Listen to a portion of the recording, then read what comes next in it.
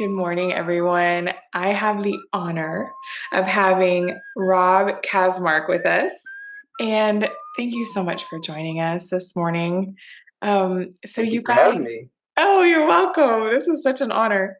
Um, Rob, the way I met Rob was through the new film, Heart of a Servant, about Father Edward J. Flanagan.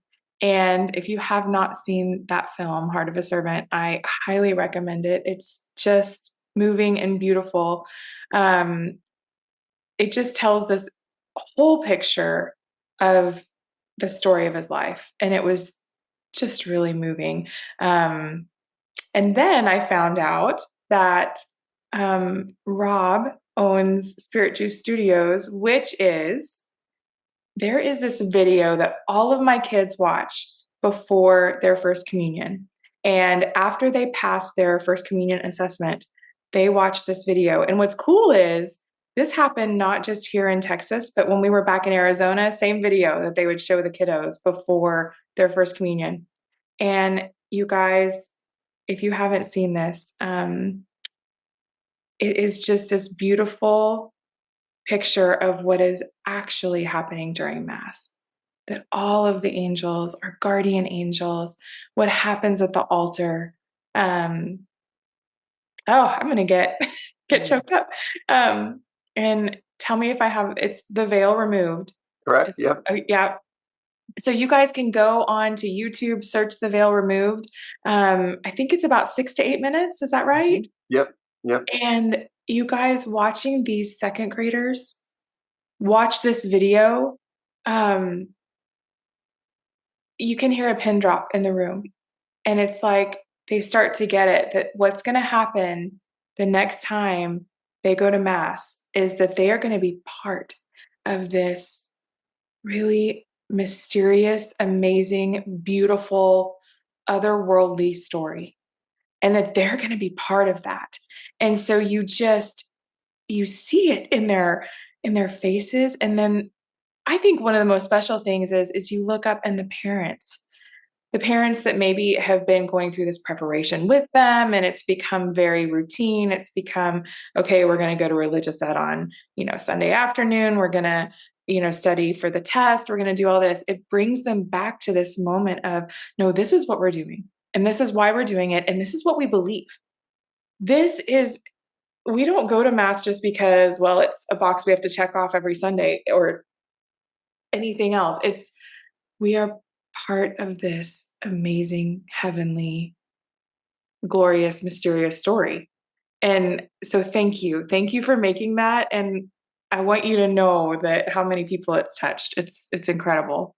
No, I'm so happy to hear that. It's uh, for me that film was something that it was a true privilege to make, and also something that showing up. I'm a big proponent of showing up and staying is how God can use you, and so that project took a while to get together.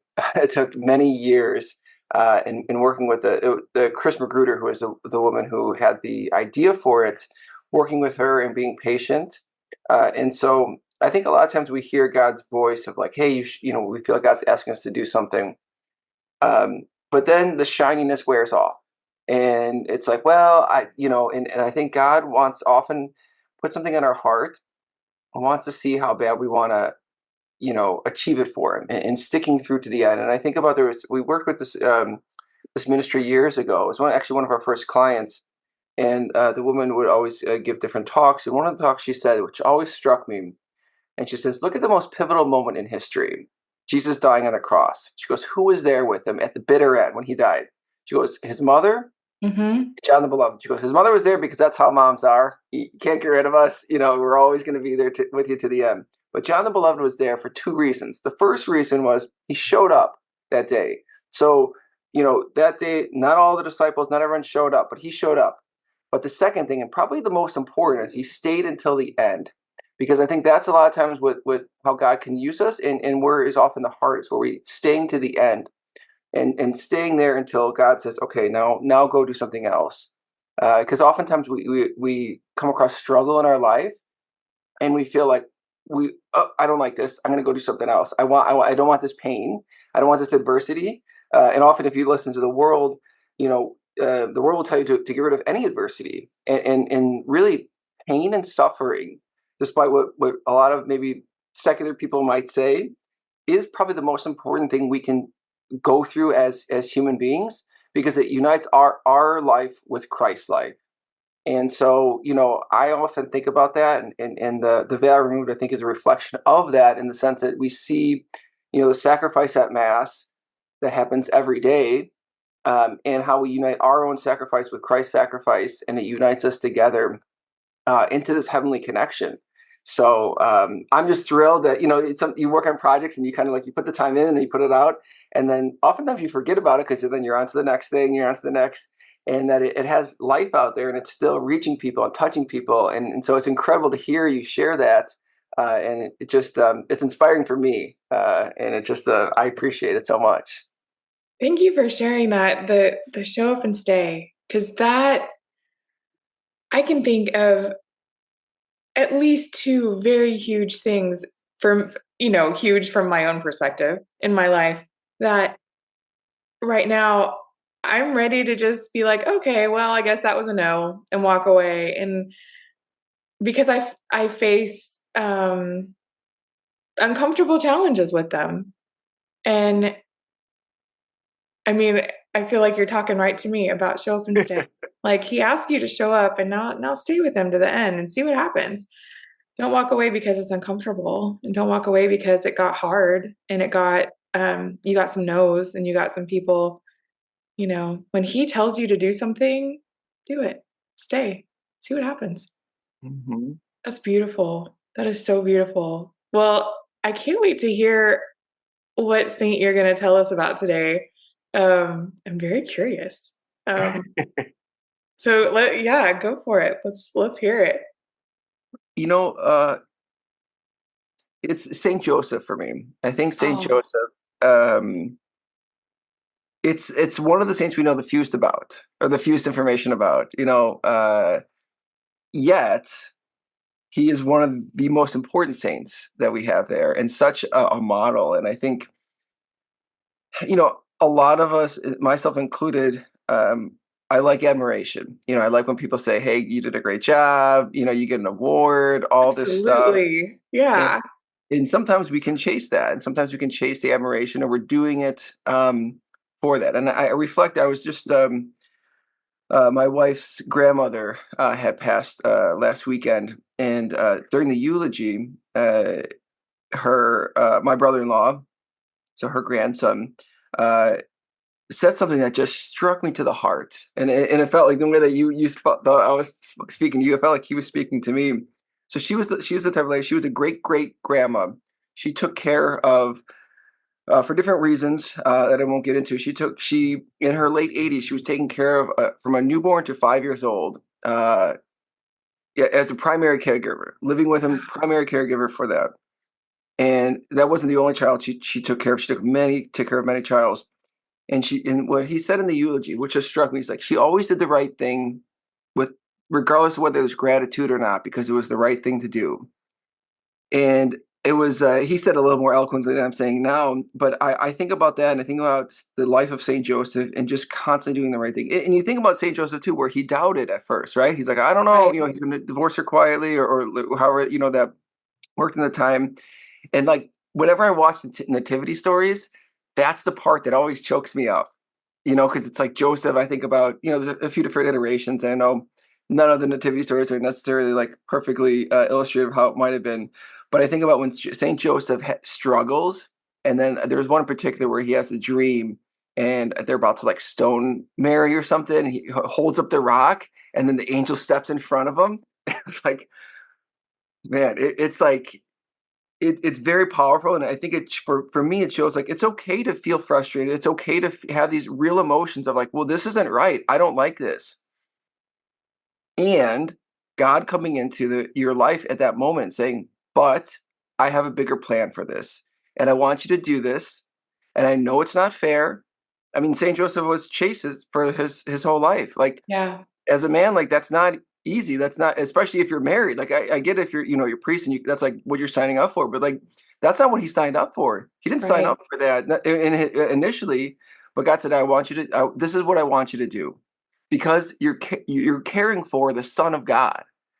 And so, you know, he had the immense privilege to take care of Jesus and watch him grow. I mean, I having two kids, I think it's the most beautiful thing in my life to have to watch them grow up. Like it's so hard and so challenging, but it is the best thing. And you just see these small moments just like mean the absolute world. And it's hard to explain. If you're a parent, you get it. If you're not a parent, you kind of get it, but not fully. And so I just think he sacrificed a lot, but he was able to see and be part of the redemptive suffering and the work that Christ did. And so for me, I just often reflect and think about him, in that he was also my confirmation saint, and so I feel just even a closer connection. So I know I can keep going, but I'll stop there just to catch my breath and Ah, drink a sip of coffee. it is so beautiful. You know how last year was the year of Saint Joseph?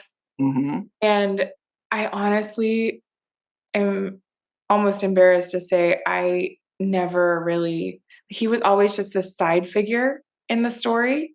Hmm. And I thought well of him and I thought, he must be amazing. But really last year, it gave me this opportunity to be like, all right, Joseph, tell me about yourself. What's going on? And I tell you what, it was just this like complete eye opening of this incredibly strong, humble, virtuous man. And I think for me, having someone that was watching this unfold in front of him, um, so we have this beautiful, so at our altar in our church, on one side is Saint Joseph, and on the other side is Our Lady. And so I started sitting on the side with Saint Joseph. And what I kept getting from him was sit with me, sit with me. And so I started thinking about, okay, what if I sat with St. Joseph and I sat from his perspective, what do I see? And man, he had the best seat in the house because he was always watching Our Lady and Jesus. And I thought, oh my word, how have I missed this for so many years that St. Joseph, if you sit with him and you learn from him and you know, just start to spend time with him and think about his perception of the nativity, of everything, of of Christ growing up and all those things, you have this amazing view of what's going on. And I'm so thankful the church did that. When they announced the year of St. Joseph, I was like, okay, I mean, that's cool. That's a whole year. Okay. Um, and then looking back, it's like, oh, can we do this every year? Because wow, what a view of the whole story. And how did he not think Mary was certifiably insane with all these, angel visits and everything else? And then he gets one, and it's like he just goes forward. And I love that about him. And I have a hard time being quiet when it's supposed to be quiet time. And I feel like he is the best example for just sit with me and watch. And you'll see everything you need to see to get through life. Just sit with me and watch. I don't know. St. Joseph is amazing. It could be, sometimes we read stuff from the saints, especially more recent ones, and we want to emulate how they were. I think of like there's some stuff of I believe it was Saint Therese when she was talking about having a hard time. I think I get some of them confused, but I think it was she was having a hard time with some of the sisters. She would always be like Yes. free time doing something, and they would often like interrupt, and she'd get frustrated. And then she like said she sort of changed her mindset of it, where it was like she expects to be interrupted, and so she wasn't frustrated. She just like no willing. And so we look at more modern saints and see specific examples when we try to emulate that. But with Saint Joseph, we have very little, right? But I think the one thing that we often miss, and I missed for a long time, is you I'll hear a lot of times in like modern like motivational speakers like, well, what's your superpower? What's your superpower? And people say, oh, patience, or this or that, or I think Saint Joseph's superpower, and I like to think it's something that I'm trying to be better at, is silence. So you don't always have to say something, and I've learned that too by being married and just being alive for 41 years, where my mom would always say, less said is less to mend, and Oh, and being quiet, not needing to have the last word, not needing to defend yourself, not needing to just sit there to be silent, accept what's being said, I've learned is extremely powerful and takes a lot of prudence and self-control. And I think Saint Joseph probably did that perfectly. So wow. yeah, sometimes looking between the lines to see how he lived his life and those inspirational, or like those things of how to emulate. Yeah. That less said is less to mend. I tell you what, that's gonna stay with me for a long time because my goodness, I have that same desire to have the last word, to be right, even if it it doesn't matter. Like I just wanna, okay, so I'm right, right? You know? Yeah, we all have that. We want to be right. Like Yeah. especially if we feel hurt and we're like, well, we want to be justified and say, well, this hurt me, and I want you to know that, or whatever it is. Sometimes it doesn't need to be said. It just needs to Right. be silenced. And I think people are, uh, those around us are often. I believe, maybe not with everyone, but if someone says something that is hurtful or whatever, they probably know it. You don't need to tell them. So sometimes just being quiet and letting that be said and moving on. And that's okay. I think, ultimately, I think about that other quote from Mother Teresa. I was talking about other saints where it's like to do good anyways. It's a quote that she never said, but she had up in her wall, and like she's a tribute to her. Yes. But the last line of it is, it was never between you and them. It was only between you and, or I'm butchering the thing, but it was only between you and God anyways. And Yeah. so ultimately that's what it was. It's not, our struggles. Yes, we have struggles with different people in our lives for different reasons. But at the end of the day, we're going to stand in front of our Creator and God, and He's going to judge it. So it's not whether we were right or wrong with this person. It's how did we live our life in each moment?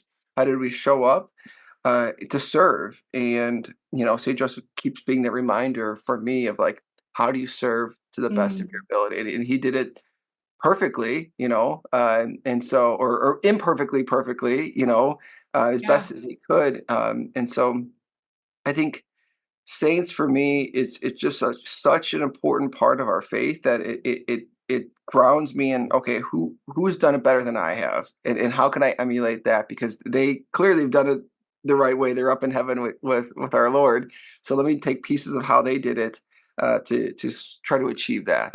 Yes. 100%. I yeah. So many things are coming back to me from what you said. You've said so many beautiful things. Um, there is, and I think it was the same Saint Therese of Lisieux when the sisters were hurting her, she would say, "Thank you, Lord, for this wound." Yep. And I've tried to adopt that with anytime my overly sensitive self gets my feelings ruffled for whatever reasons, that instead of that, why me? Why'd you do that? More of a thank you, Lord, for this wound. And Mm. I've noticed the first change I'm noticing in my posture with that is the time that it's giving me time to react and talk to God about it instead of just saying something. Um, yeah. And that self control that you were talking about, um, I think for me, the biggest thing of all the virtues of every single one, that it just comes back to self control, um, giving it to God, giving the situation to Him, giving the other person to Him, instead of my words trying to control and mold the situation into what I want it to be. And that's a challenge because I It's am hard. sure if I could talk to everyone in this world, that they would all agree with me. Yeah. Well, If I and could talk to them long enough, if they just sit down, if they just listen to if everything I they have would to just say, listen. they might, I think if they long enough, I can get to them. Yeah. Well, going back, something my mom would say is like the only person you have control in this life is yourself, and Yes. so you I can't say that to control. my kids. Who There can you you go. control? Only yourself. Exactly. And as much as we want to, and obviously there's some nuance to that as a parent and in different things, but truly that's the only thing you have full control over, and really is your own reaction to thing. And so it's none of this is easy. Like this is all really, really, really hard stuff. It's I think if life was easy and we just like can go through this without any of this, but we're not, and I think this is what makes it's what pain and suffering unites. Not only is it unites us with Christ, but it unites us with each other.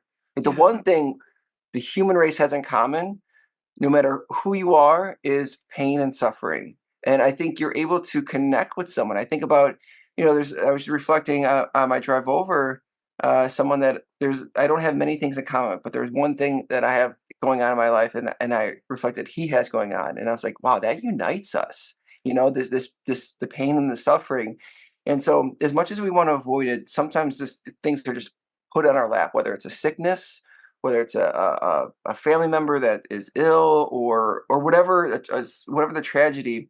And I think looking at those situations, um, and being okay with it, because it is what it is. You can't change it.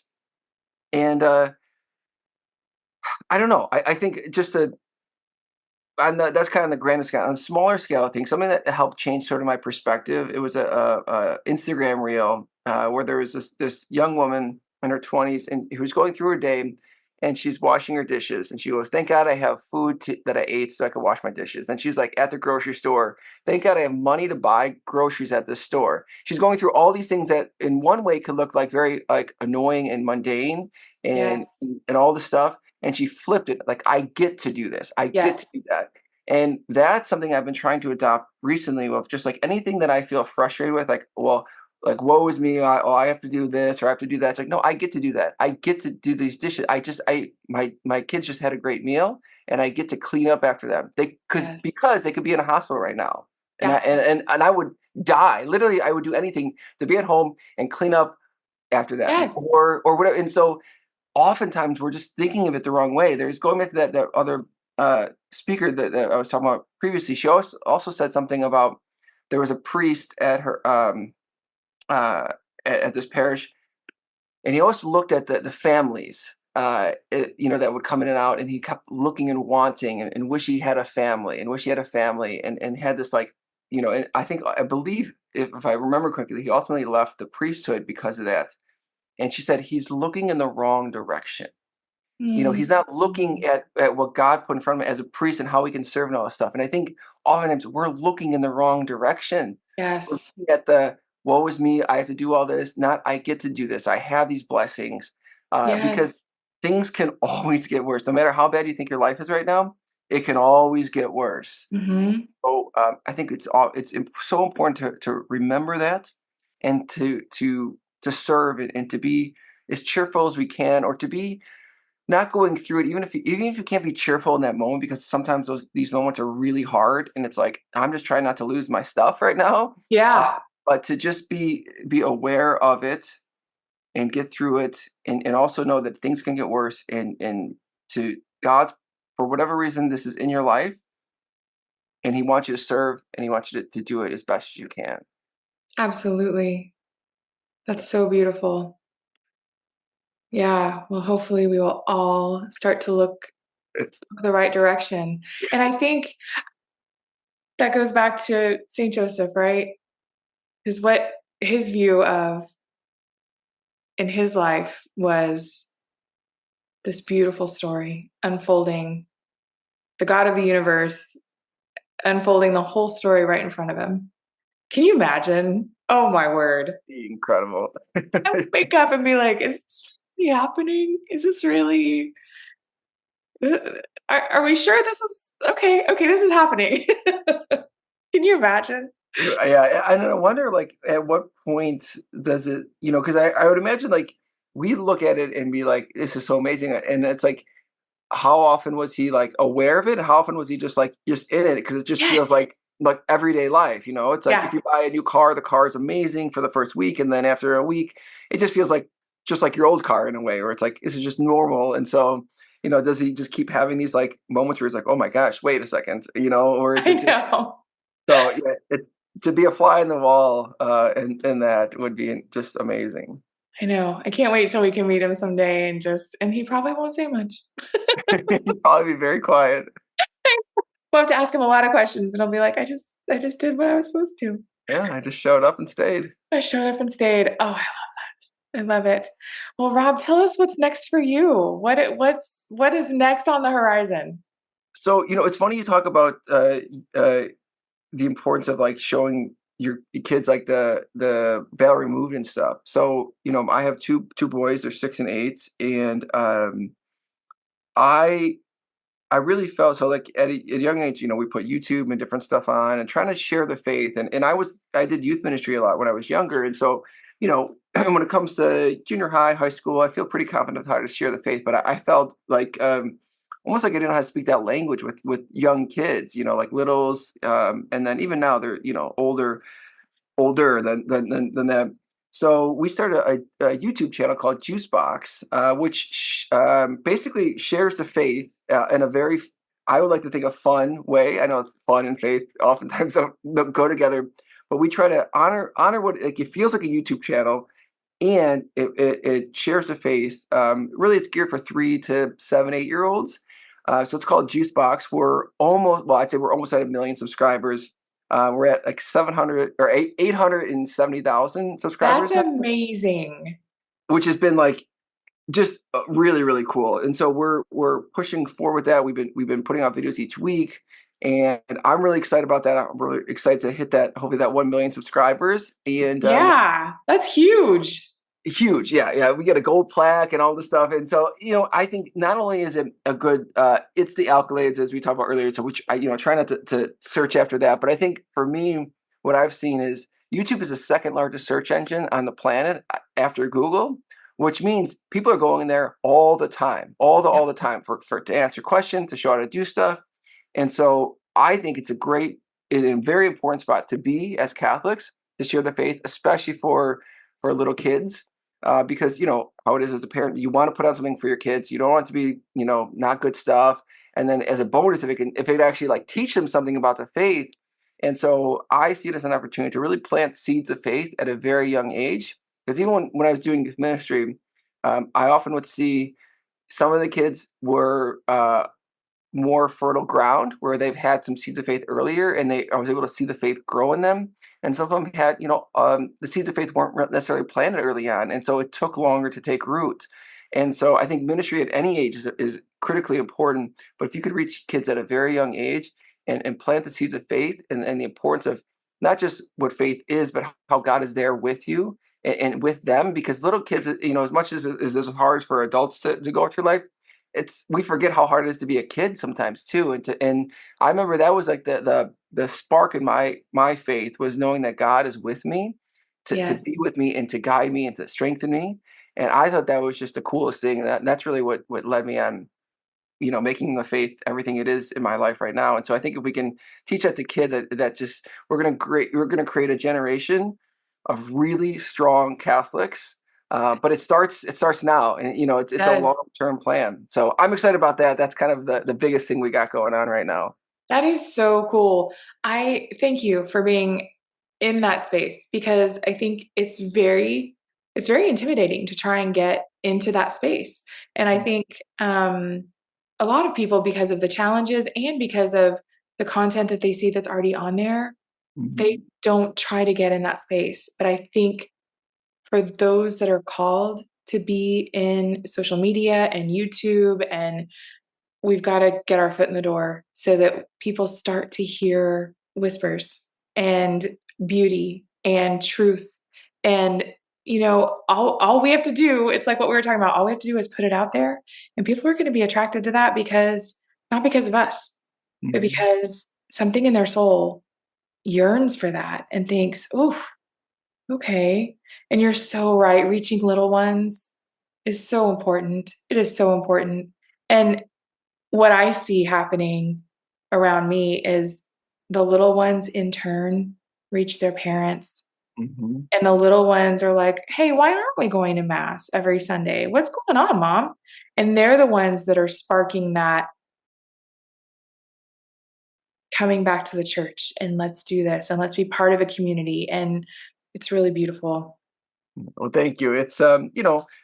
Uh, God has a plan for all of us and calls us all to do like the work is plentiful, but the labors are few. And so, God calls us to do our part in each of the things, and each of those puzzle pieces fit together. It's like those massive puzzles, which I don't like because feel so intimidating. But I Me do either. like if I'm just doing a small little section, maybe a little corner or something where I can kind of like, Absolutely. and so um it's one brick at a time. There's a one more story from my mom because I have so much admiration for her. She talks about my uncle who played in a band, and he'd be out late on Friday nights, and he worked for my grandpa or his dad doing construction on Saturdays, and he came back. He was probably out a little too late, and probably was enjoying the night too much, and wasn't feeling the best. And a Saturday morning, they had this massive pile of bricks, and they had to go move to another spot and build this, whatever they were building. And he's like, I don't know how I'm going to do this. And my grandpa said, "You're going to do it one brick at a time." And so that's how we do each of these hard things in our life. Like we think about, I'm sure St. Joseph, when the angel first told him, "Okay, you're going to, be chased, all this stuff." He's like, "Are you serious for the rest of my life?" Like Yeah. it was one day at a time, one brick at a time. And I know that's often common with like AA. I think, like one day at a time, but I think it rings true for all of us. If we're going through something hard, we don't have to do the whole year all at once. We just have to do this minute. And sometimes the day is too hard. We just have to think about we just get through this next minute, and then we focus on the next. And it might be better in the end. It might not. But we don't have to worry about that. We're getting through this moment, and we'll tackle the next moment when we're there. Absolutely. It's so true. One moment at a time. And I think that that attitude helps us stay present and not worry about what we already did and what we've already messed up and not worry about tomorrow. That's his. But just that one moment. Mhm. Stay true right here. Show up right here. Well, Rob, thanks for showing up today. Thank you. Thanks for having me. I was so excited. So yeah, it's a privilege, it's an honor to be here. Talk about St. Joseph. I could go on, you know. I love it. Oh, I love it. Well, so Juicebox, all you parents out there, look it up, subscribe. Let's get him to 1 million. Let's do it. That'd be And awesome. yeah, we can't wait to see what's next for you. Thank you for all you do. Thank you.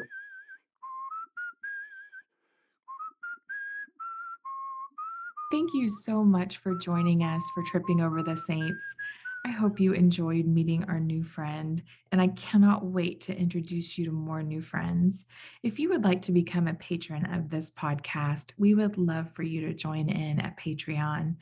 The donations you make go directly to cover the hosting, technical support, and donations we make to our speakers and podcasters and missionaries that come on the show to introduce us to someone new.